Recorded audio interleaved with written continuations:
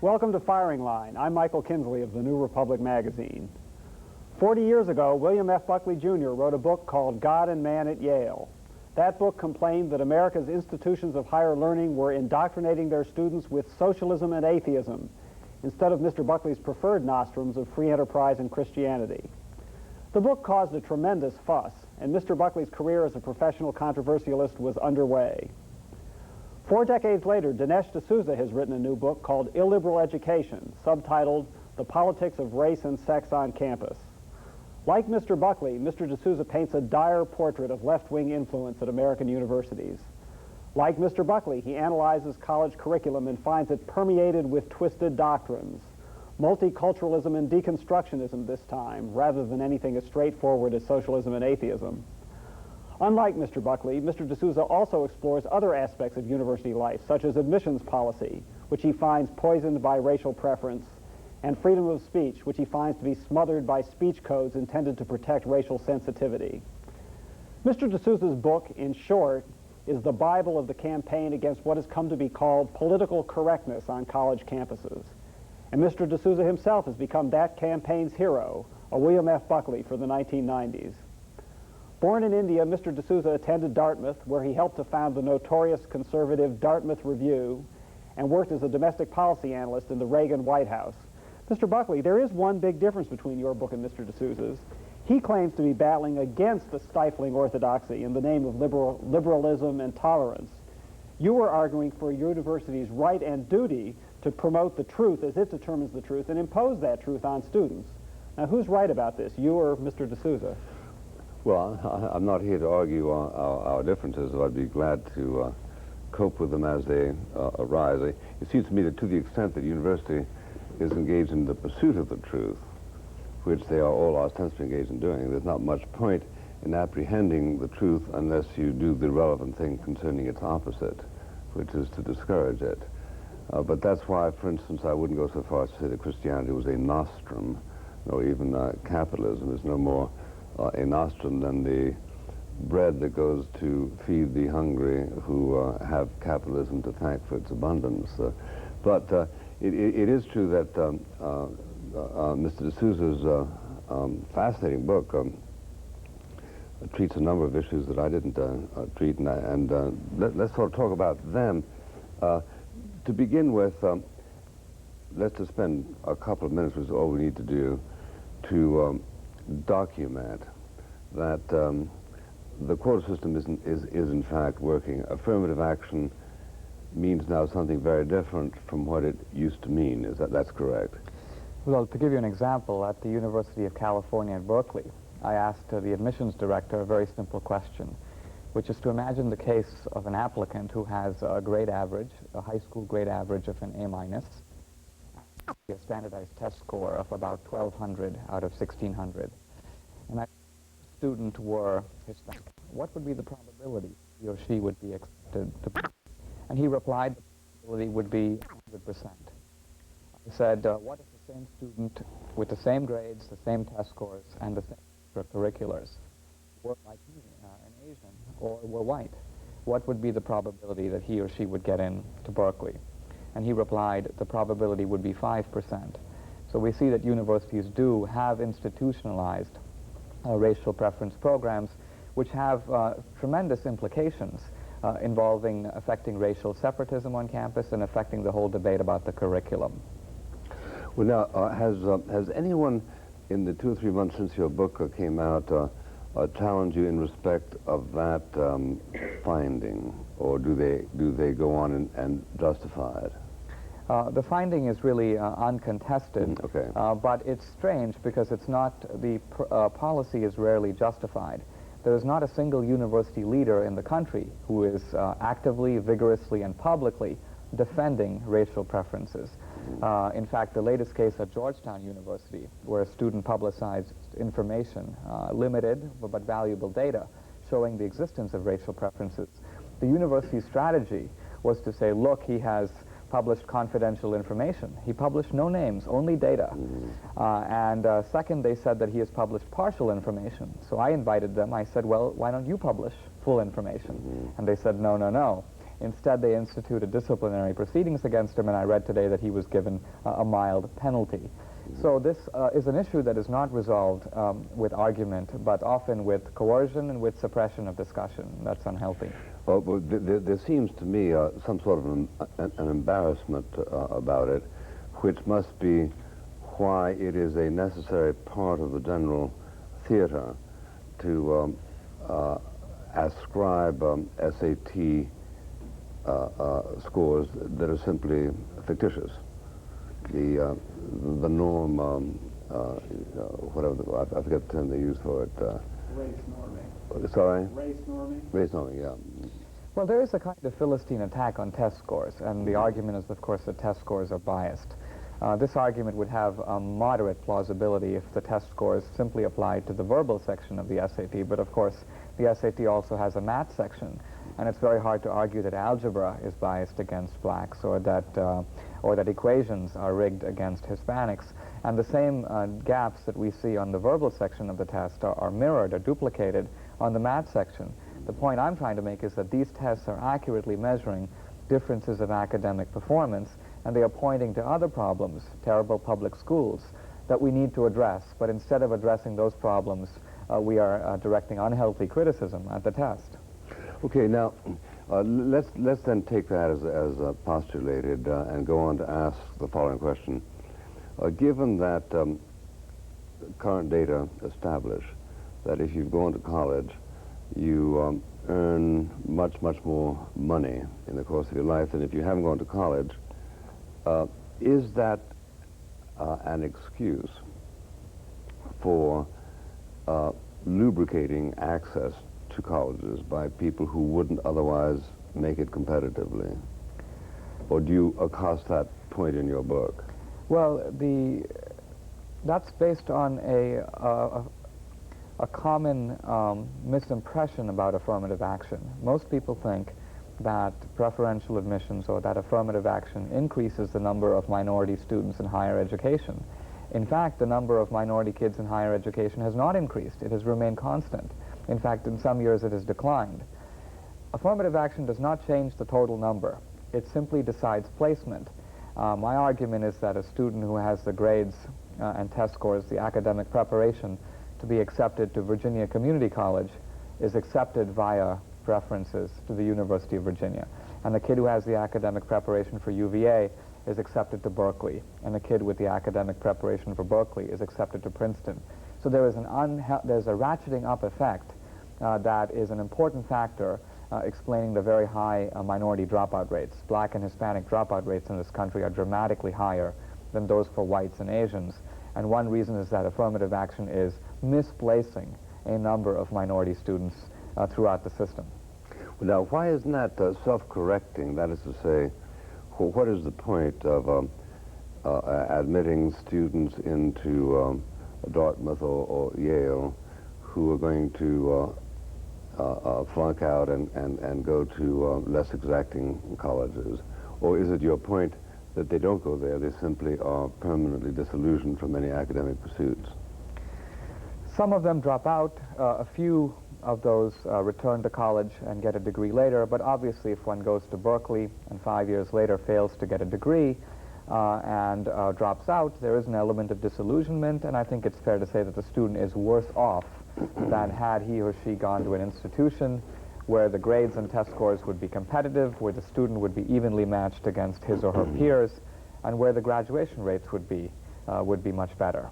But most of the people I'm talking about drop out at the end of freshman year or sophomore year. That's right. They don't go 5 years. The argument that the universities make is that we are giving these students a chance. It's true that many of them may not succeed, but everyone has been given the opportunity to succeed. Yet the problem is that at very selective colleges like Berkeley, like Stanford, like Princeton, the other students in the class are tremendously good. And one of the problems is that when professors at good schools take for granted that young people know an awful lot of stuff. They say things like, we expect you to know that Milton wrote Paradise Lost. We expect you to know something about the amoeba. We expect you to be able to do an equation. We expect you to read Hamlet by Monday. not an easy task. Reading Shakespeare is a kind of acquired taste.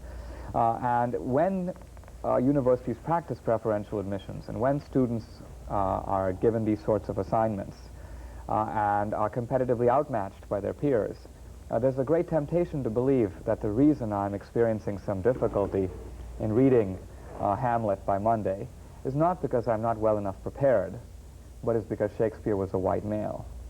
So there's a temptation to ascribe the problem to the curriculum and to argue, look, the curriculum has to be overhauled, and if only the curriculum reflected a non-Western or minority or third world perspective, this would make it more amenable or accessible to minority students.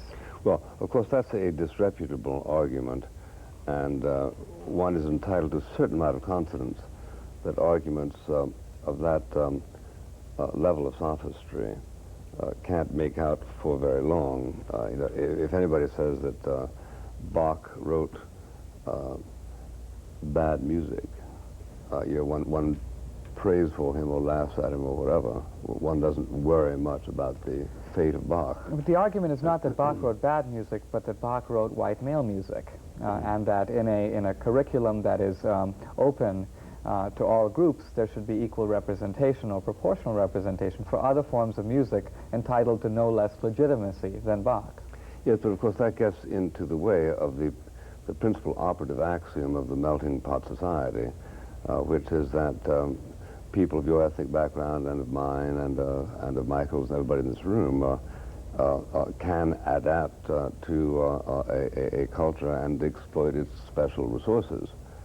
To say that because you were born an Asian, you can't appreciate the music of Bach is to make an assertion that's a commitment to the kind of separatism that makes cohesion within a single social boundary almost inconceivable, isn't it?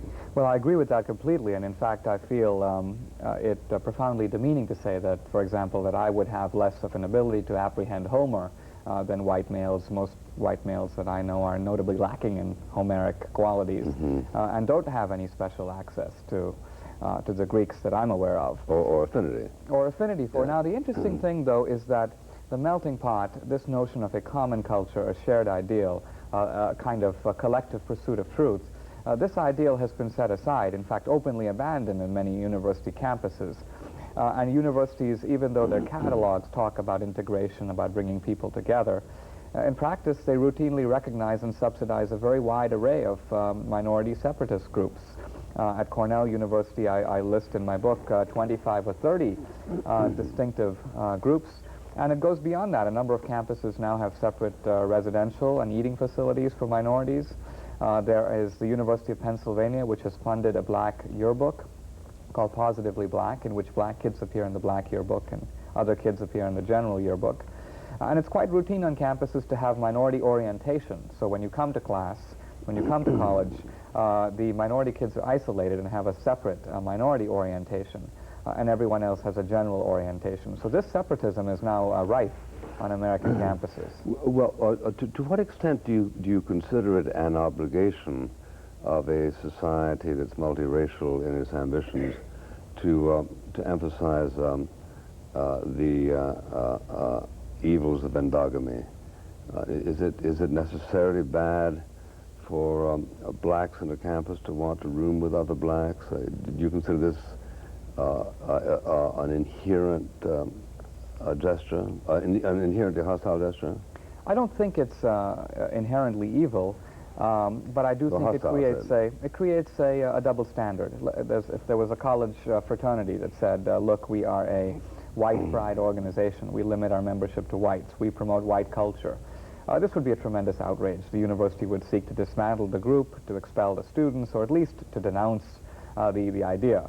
And I think it should. I mean, this country, since Brown versus Board of Education in 1954, has entered a kind of public commitment to desegregation, to an attempt to bring people together.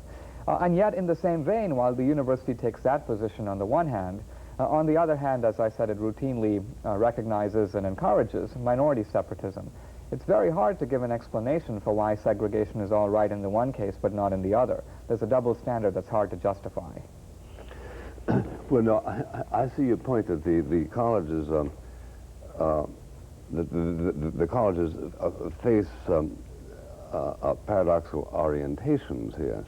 But it's one thing for a college to say, look, like Martin Luther King, we think there should be an evanescence of color. People ought to notice whether you're brown or black or white.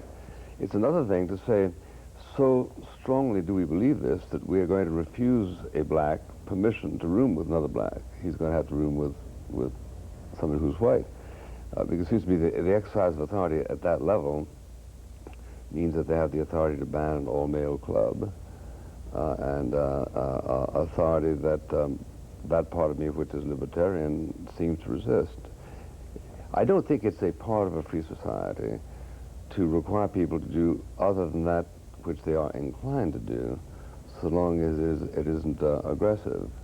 I think the argument is one of degree. I think for any immigrant group, for any minority group, one to some degree wants to protect and sustain and cherish one's own identity at the same time that one partakes in the larger culture. Yeah. I can say, for example, that I will not date anybody except an Indian. That would be racially discriminatory. I would be discriminating against whites, and I'd be discriminating against blacks and in favor of Indians. But I'm sure this would not create national outrage, because the feeling would be that on a matter of so private a preference, no problem, do what you want. Your will should be sovereign. That's right. Yeah. So the argument about separatism does not hinge on voluntary association. A group of black kids want to room together or eat together, that's okay.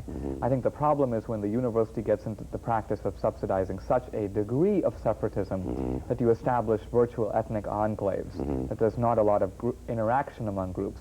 Incidentally, this undermines one of the major arguments in favor of affirmative action, which was precisely that by having a very diverse student body, you would have a robust interchange of perspectives that would enrich the academic community more generally.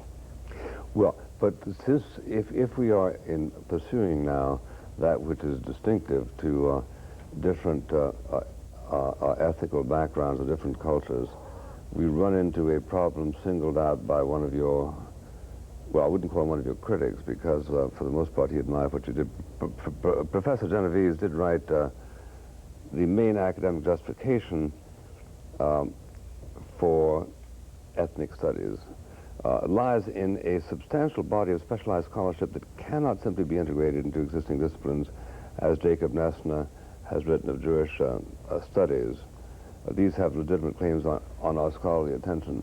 Now, do you understand him to be saying, for instance, what in respect of Indian culture, to what extent can a study of Indian culture, which you would applaud, proceed without the need to be, so to speak, assimilated in a program that spoke of cultures in the Western context?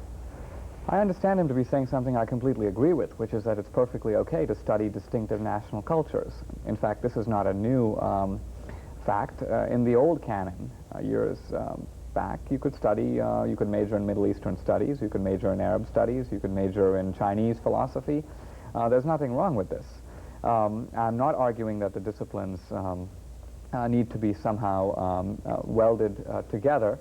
My chapter on Afro-American studies and women's studies, in which I do a kind of careful case study of Harvard, makes a different argument. I argue not that there is no room for these departments. In fact, I think the study of subjects like slavery and women's issues is quite legitimate. The argument is the inherent dogmatism, the ideological dogmatism, or perhaps the politically correct approach that is routinely enforced in these programs. This is a criticism with which Eugene Genovese himself, a Marxist, agrees. In fact, he argues that there is not a single women's studies program in the entire country that he knows of Emory. that has an anti-feminist or a non-feminist teaching there. Yeah. Emory, which is, of course, headed by his wife, Elizabeth Fox Genovese, he said would be open to hiring one.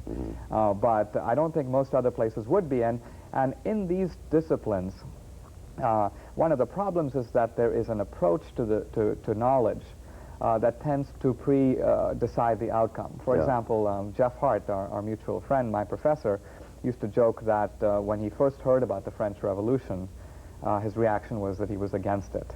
And of course, The interesting thing, though, is that you can be against it. That if you are in a history class and you write a paper, you can say, I agree with Burke, the whole thing was a mistake, or I agree with Paine. But not in women's studies. There's a series of, the discipline tends to view history as a series of emancipatory acts for women. And so if you are in women's studies and you take a hostile view of Roe versus Wade, for example, I bet you a student would feel rather uncomfortable. No, I think you're right. There's a lot of attitudinizing on the intellectual franchise that goes on.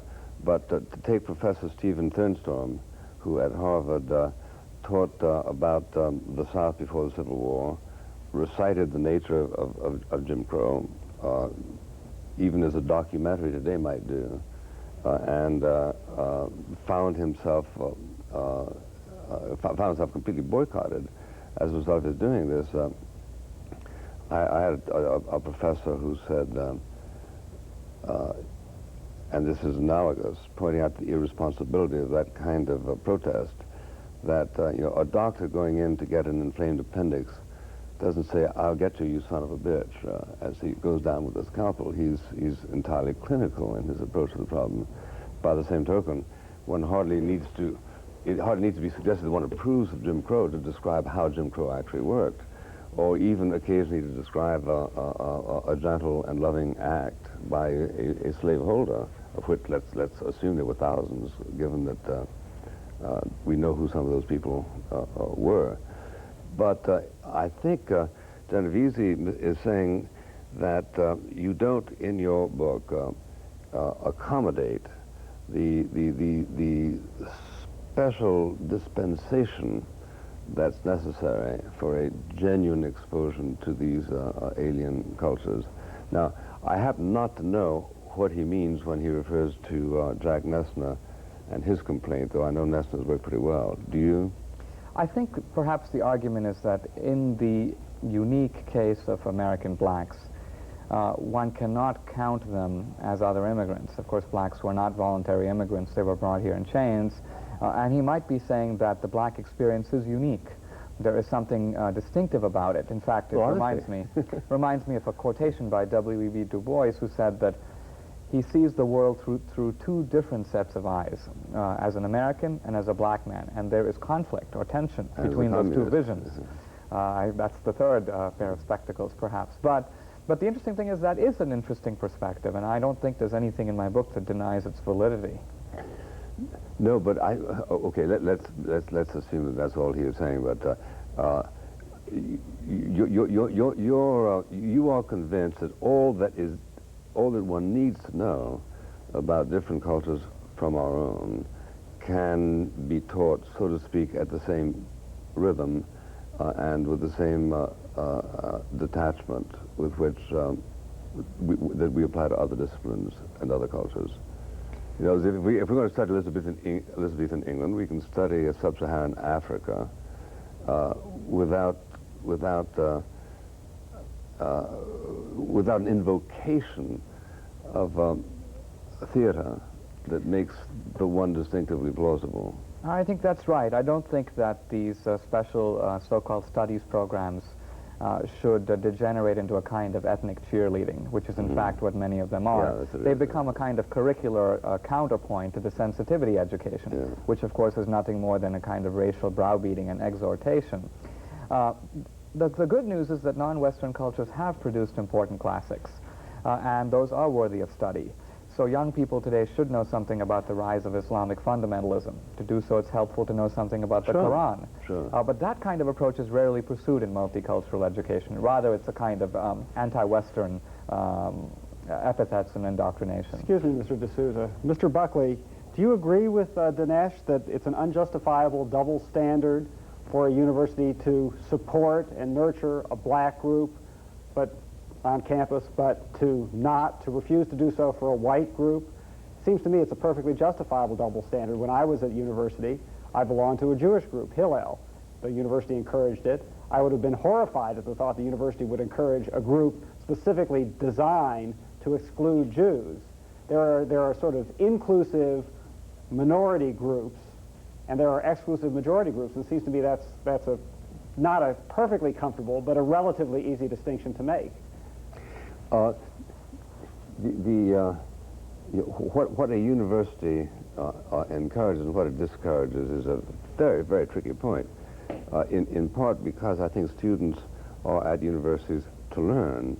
Now, we know that the same college the two colleges you and I graduated from would not enroll a Jewish teacher in the faculty as late as 1938, 139.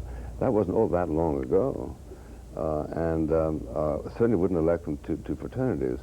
Now, question, ought we to feel that the scholars of that and overseers at that age were obviously incompetent morally, or were they simply victims of an evolution in attitude of which we presumably are the beneficiaries, and maybe our great-grandchildren would be even more so? I'm a little bit suspicious about synthetic accelerations because I think you run into the kind of problems Mr. D'Souza has been stressing. But you're open to the possibility that this evolution has been a good thing and might evolve even further in the direction that Mr. D'Souza describes with a certain amount of horror. Yeah. We might come to approve of it Yeah. 20, 30 years from now. I'm glad for the 54 decision of the Supreme Court, though constitutionally, I would, for constitutional reasons, I'd have voted against it. Thank you, Mr. D'Souza. What's the name of your book? Illiberal Education. Author of Illiberal Education. Thank you, Mr. Michael Kinsley. Thank you, ladies and gentlemen of St. John's.